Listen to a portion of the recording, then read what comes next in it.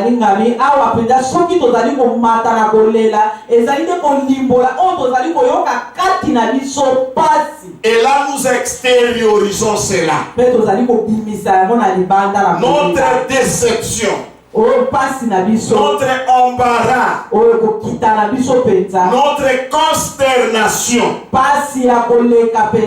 Et là, nous exprimons ça de cette manière. Lorsque nous montons de cette manière à la montagne, il y a plusieurs choses qui se passent. Des choses importantes qui arrivent lorsque nous sommes à la montagne. Lorsque nous sommes au sommet de la montagne, bien aimé, il faut demeurer à la montagne pendant des temps comme celui-ci. Il y a des choses qui se passent et j'en ai épinglé 4. La première des choses qui arrive, il y a la requête selon la volonté de Dieu. Vous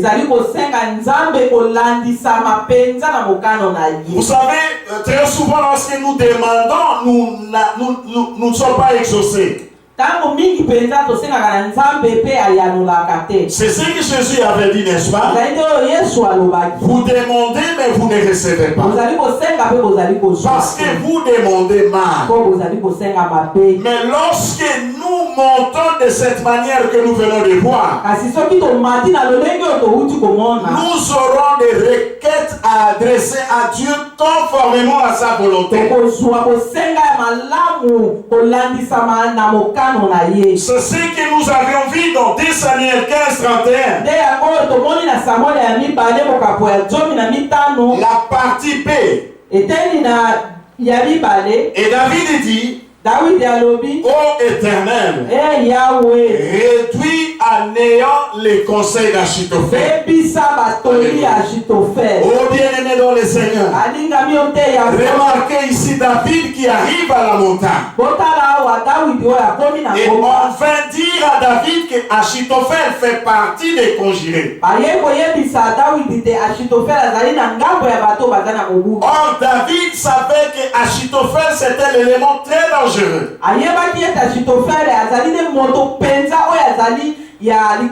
C'était la tête pensante du régime. Les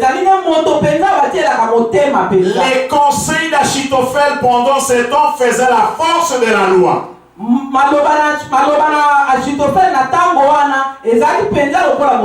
C'était comme la parole de Dieu. C'était un homme extrêmement intelligent. Et quand David apprend que Achitophel se trouve de l'autre côté, alors que David se trouve à la montagne, Dieu lui éclaire sur ce qu'il pouvait demander. Il dit à Dieu, réduis à néant les conseils d'Achitophel. Alors que c'était ça la volonté de Dieu d'amener Absalom à la confusion.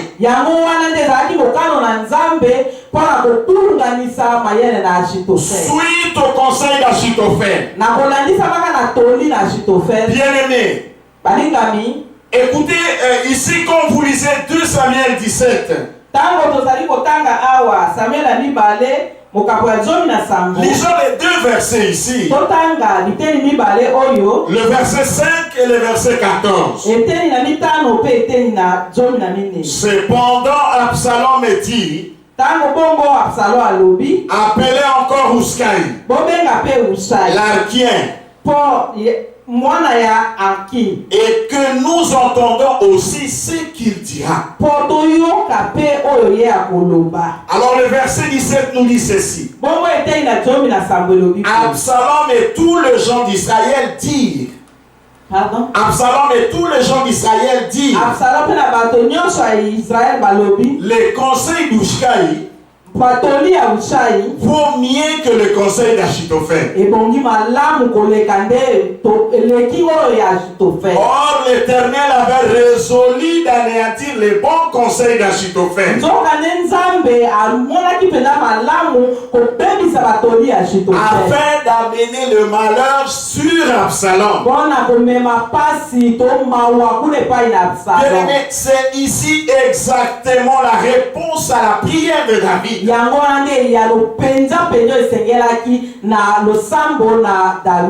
prière faite à la montagne. Bien-aimé, la prière faite à la montagne, ce n'est pas n'importe quelle prière. Là, on touche les secrets de Dieu. On entre dans les conseils de Dieu. Parce que la volonté de Dieu était d'anéantir le conseil d'Achitophel et d'amener la confusion chez Absalom.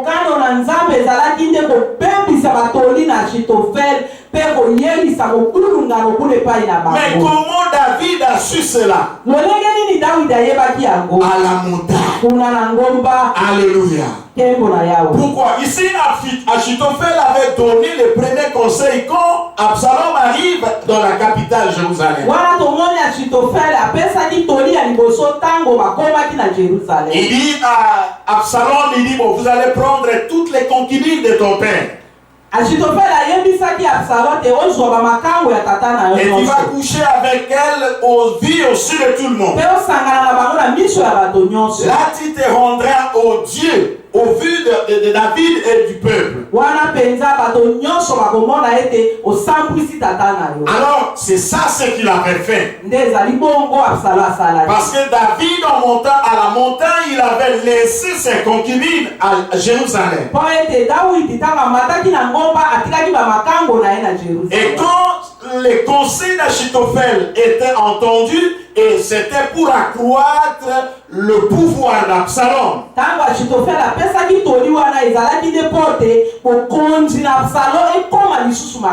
Mais remarquez, à la suite de cela, il va donner un deuxième conseil. Il dit, tu vas me donner, je vais prendre les hommes et je vais suivre, on va suivre David cette même nuit pour l'attraper parce qu'il n'a pas encore traversé le Jourdain.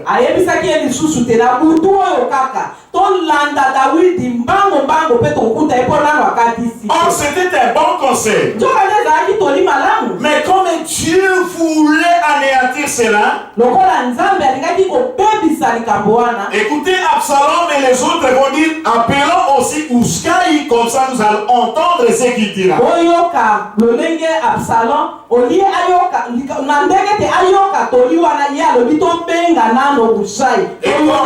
Et quand Ushkai arrive, il y a en tout cas cette fois-ci les conseils d'Achitophel, ce n'est pas bien. Vous savez que votre père était un fin militaire. C'est un fin stratège.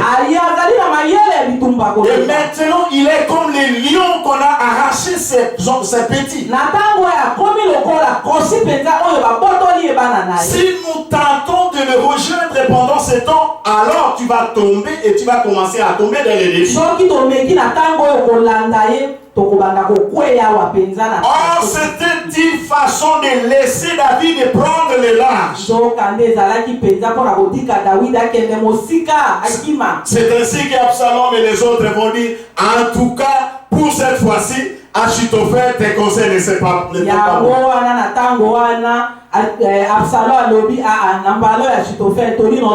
Les bons conseils, ce sont des conseils d'Ushkai. La mission réussie. C'est suite à ce qui avait été demandé à la montagne. Alléluia. Vous savez, lorsque nous demandons le Seigneur, conformément à sa volonté, il nous écoute. Et puisqu'il nous écoute, nous croyons que nous avons reçu ce que nous lui avons demandé.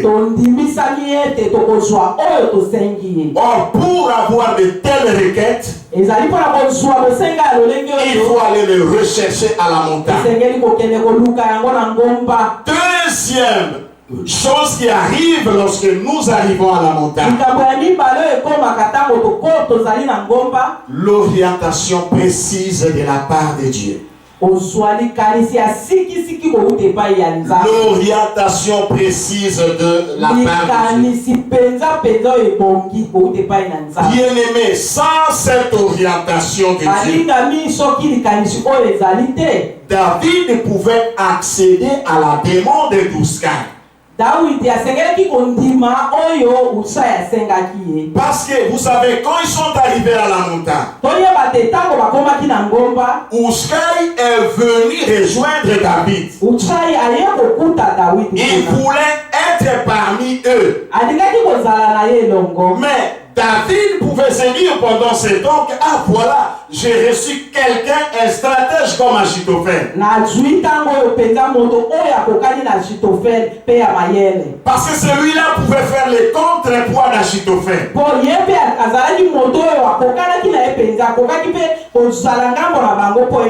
Mais ici, David reçoit l'orientation de la part de Dieu. On n'éprouve pas Uskai avec toi. Et c'est comme ça que David va dire à Uskai, non, tu me seras à charge si tu restes ici avec. Au contraire, tu feras mieux d'aller rejoindre Absalom de l'autre côté. Et là, tu lui diras, je veux être à ton service. Comme je vis avec ton père. Et alors à ce moment-là, toi tu pourras anéantir les conseils d'Achitophel. L'ennemi, pour mieux le combattre, il faut l'approcher.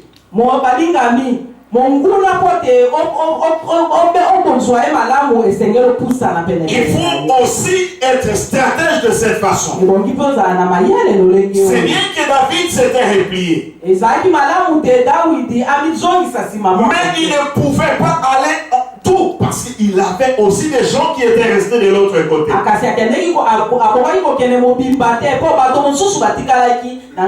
Les cas des sacrificateurs Tzadok et Abiatar, il les a laissés là-bas. Il a dit non, vous rentrez là-bas. C'était, comme j'avais dit, un repli tactique. Il savait qu'il allait revenir. Alléluia. Et ce sont les orientations de Dieu. Et celui-là qui fit un contrepoids d'Achitophel, il a réussi sa mission comme nous avions dit.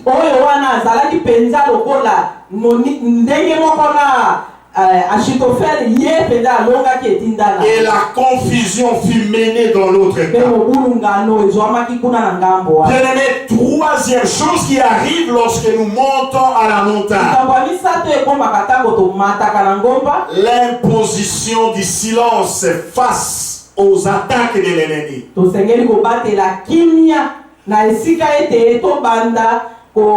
La montagne nous impose le silence. Oh,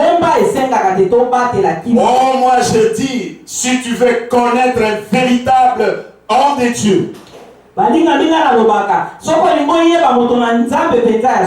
ce n'est pas celui qui parle trop. Parce que celui-là, il se place à la montagne. Et quand il est à la montagne, il est à l'écoute de Dieu. À l'écoute de Dieu des montagnes. Il n'a pas le temps de se distraire par les discussions inutiles. Il est silencieux. Et il attend ce que Dieu lui dira. Remarquez David. Alors que David montait à la montagne, un certain Shimei de Bashir sort et il va commencer à les menacer. Il va commencer à maudire David. Toi, tu es maudit. Tu es méchant, homme de sang. Tu as volé les royaumes de Saïd. Et voilà maintenant ce qui t'arrive. Ton propre fils vient maintenant prendre le pouvoir. Oui. Mais David n'a pas répondu à cela. David avait des yeux rivés sur Dieu. Il avait des yeux fixés sur l'Éternel de la montagne. Du reste, ce qui était avec David, les gars d'Abishai, il dit, mais roi, mais ce chien mort t'insulte, laisse que je puisse lui donner la mort. Mais David dit, qu'est-ce que Dieu a à voir avec vous, le fils de Thérouja? Si celui-là me maudit, peut-être c'est l'Éternel qui lui a donné la permission, l'autorisation. Aujourd'hui, je suis devenu comme ça. Si mon propre fils s'est levé contre moi, à combien plus forte raison celui-là? Laissez-les. Peut-être l'Éternel entendra-t-il cela et il me fera revenir. Voilà l'attitude que la montagne nous impose. Nous ne sommes pas obligés de répondre à toute attaque de l'ennemi fait. Nous n'avons pas besoin de les répondre. Des discussions inutiles. Nous avons à nous adresser à Dieu Saint. C'est comme ça que la Bible dit, l'Éternel combattra pour vous. Et vous gardez silence. L'Éternel combattra pour vous. Et vous gardez silence. Une telle attitude, on peut l'acquérir qu'à la montagne. Et pour terminer, quatrième point, la nécessité d'une sélection des hommes fidèles. Des hommes loyaux.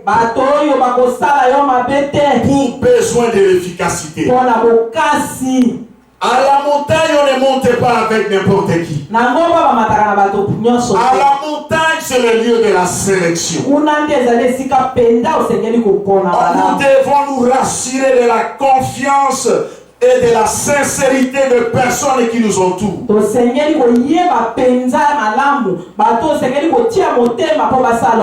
Les personnes fidèles et loyales.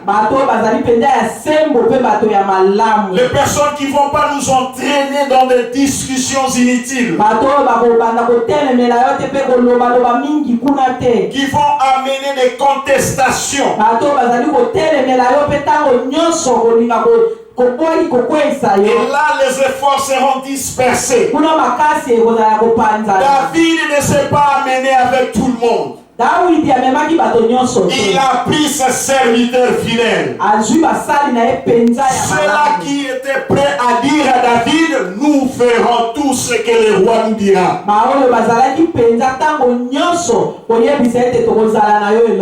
Et les gens tels que Itaï les Gatien, une personne qui pouvait jurer, dire que je mourrai là où tu mourras.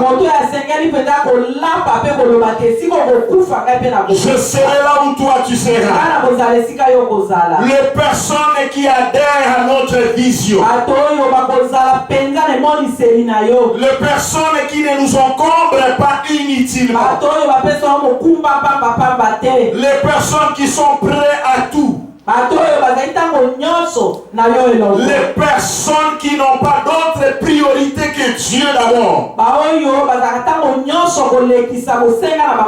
Il y a certaines personnes, vous pouvez lui demander service, il vous présente des excuses. Et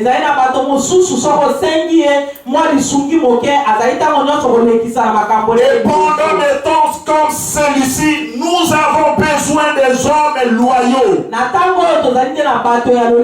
des femmes fidèles, prêts à nous suivre même au sommet de la montagne. L'exemple de notre Seigneur Jésus-Christ. Pendant des situations critiques, il n'amenait pas tous les disciples. Remarquez à la montagne de la transfiguration, il prend 3 disciples. Il prend 3 disciples. Pierre, Jacques et Jean. Et vous verrez le même disciple à la résurrection de la fille de Jaïrus.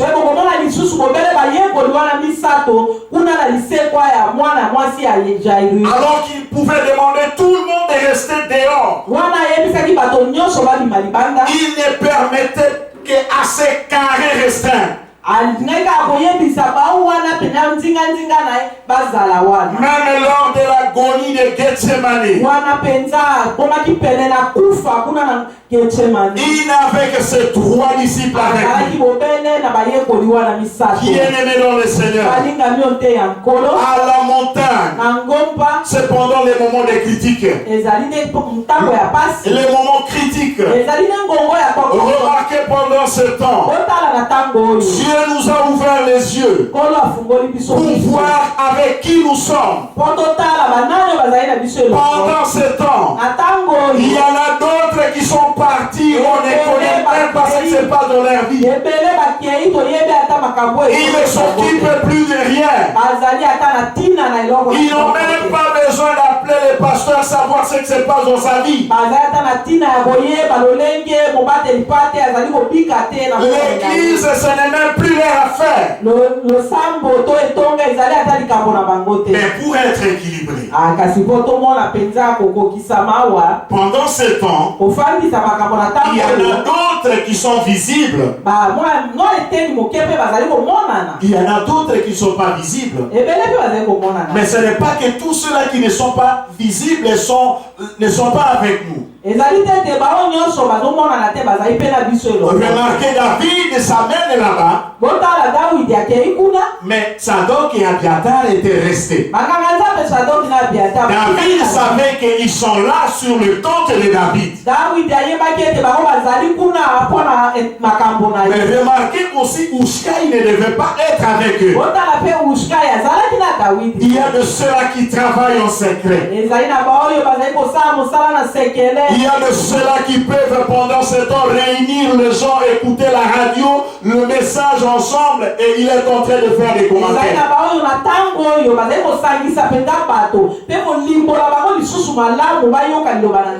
Mais ils vont payer la radio eux-mêmes. Le cas d'un frère qui est allé, il me dit seulement, pasteur, j'ai pris pendant 23 séances. Il y a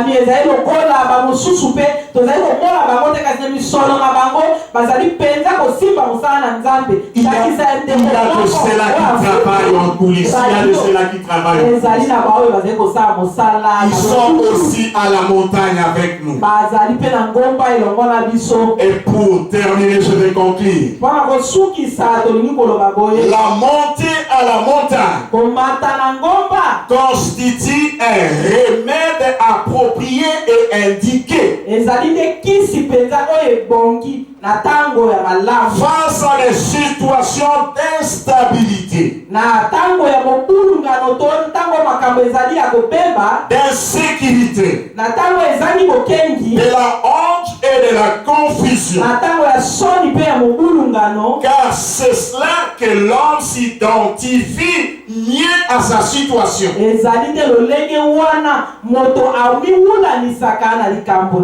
là, il rencontre les détenteurs de la solution. Et celui-là, c'est Jésus-Christ. Car là, nous sommes à l'abri de toute distraction. Et si pour David et compagnie trouvaient refuge à la montagne, pour nous aujourd'hui, le lieu le plus sûr, c'est la maison de Dieu. C'est la maison de Dieu. Jésus avait dit, ma maison sera appelée maison de prière. Et aujourd'hui, les maisons de prière sont fermées. Bien aimé, je ne veux pas dire que quand nous prions comme ça, Dieu ne nous écoute pas. Si il nous écoute parce qu'il a dit là où 2 ou 3 sont assemblés en mon nom, je suis là.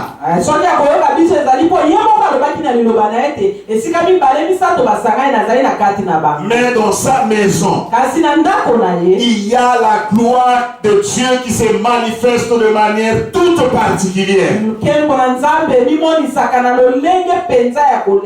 Et c'est ce que Salomon a dit dans sa prière de la dédicace.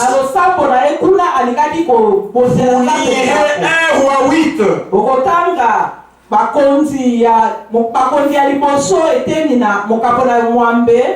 Il y a 2 versets qui m'intéressent ici. Quand la famine, la peste, la rouille, la nielle, le sauterelle d'une espèce ou d'une autre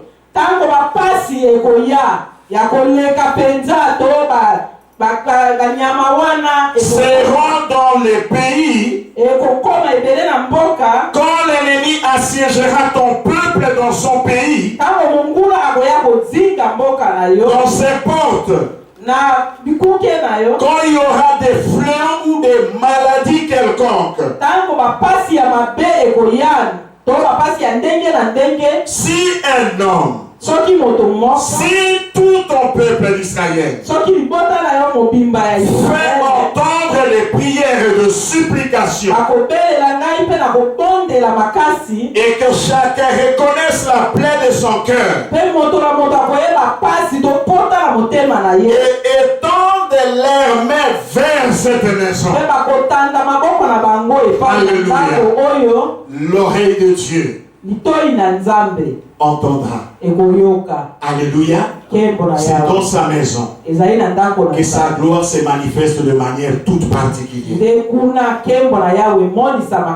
Baissons nos têtes, nous voulons prier.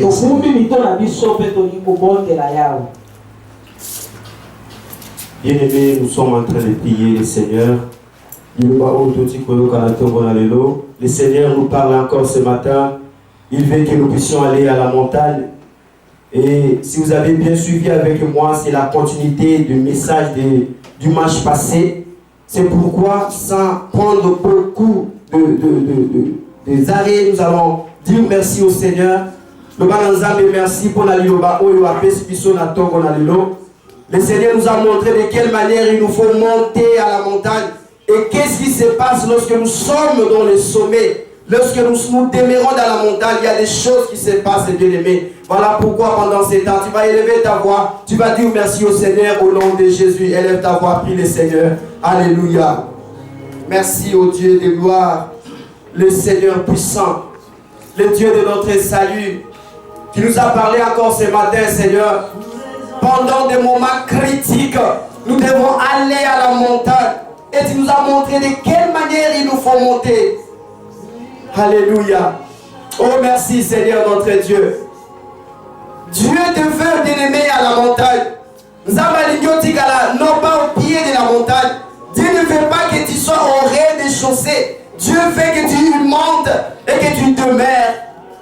Prendre le temps de la montagne comme Moïse pouvait demeurer 40 jours et 40 nuits. Alléluia. Merci Seigneur pour cette parole. Merci parce que malgré Seigneur notre indisponibilité, nous voulons demeurer dans la montagne Seigneur. Alléluia. Merci Jésus. Merci Jésus. Bien-aimé ce matin, Le Seigneur vient de nous montrer comment il nous faut monter à la montagne. Et lorsque le berger est en train de parler, il dit, on monte à la montagne, on plaira. On plaira, symbole d'humilité. Vous allez considérer Tango Oyo. Pendant que les autres sont en train de gémir, de pleurer, de mourir, toi tu déris. Bien-aimé, Tango ya konsekate.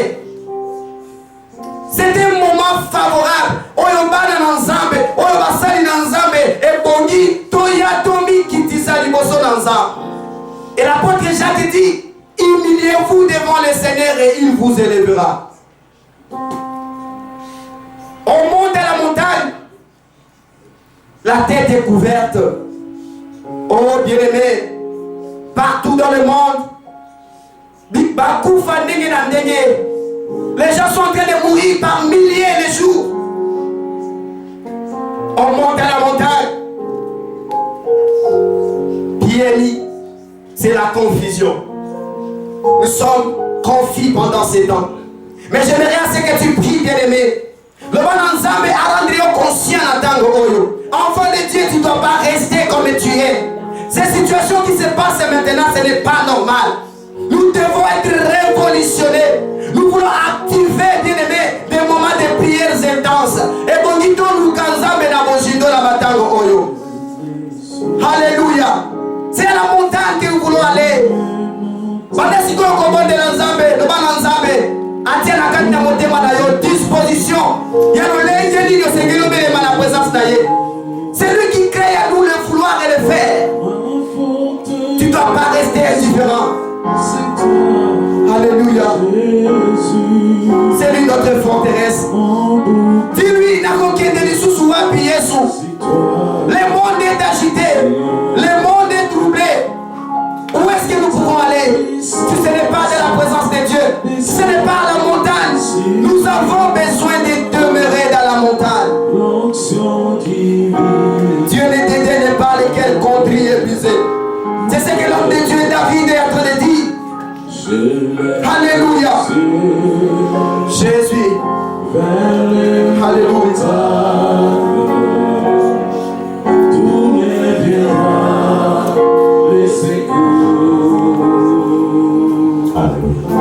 Est-ce que nous pouvons acclamer très fort pour le Seigneur? Ok, merci. Merci, Papa Pasteur, pour cette demande. Salut, nous te disons grand merci. Grand merci pour ce temps passé dans ta présence. Merci de nous parler, Seigneur. En ce temps critique, nous avons besoin de monter à la montagne. Le lieu de ta rencontre, Seigneur. Là où nous réduisons notre distance qui existe entre toi et nous. Toi, le Dieu de gloire, tu descends, tu quittes ton trône et tu viens à la rencontre de l'humain, ta créature. Et ta créature quitte le confort et monte pour te rencontrer. Mais Seigneur, tu nous parles de quelle manière devons-nous monter? En pleurant, en gémissant, en exprimant ce que nous ressentons à l'intérieur. C'est le temps, Seigneur, des hontes, des confusions. C'est le temps de deuil. Oh Dieu, le temps de supplication. Voilà pourquoi nous te supplions, Seigneur. Oh mon Dieu, de nous venir en aide. Oh Dieu, et de renverser tout ce que l'ennemi avait déjà planifié. C'est dans le nom de Jésus. Merci Seigneur de nous ouvrir, d'avoir ouvert les yeux. Et là, nous sommes en train de voir ceux-là qui sont avec nous. Les hommes et les femmes, loyaux, fidèles. Oh mon Dieu, et pour qu'ensemble nous puissions monter pour besoin d'efficacité. Nous avons besoin de nous souder, Seigneur, pendant ces temps et ne pas disperser nos efforts. Bénis ton peuple, bénis la vie de Mbandaka, bénis les autorités, bénis notre pays, bénis, Seigneur, tes serviteurs qui s'élèvent en ce temps et tes enfants qui te sont fidèles. Au nom de Jésus, nous avons prié. Et tous nous disons Amen. Soyez bénis de la part de Dieu, le pasteur Marius Ngoua et le pasteur Mado Ngoua de la bande Bandaka.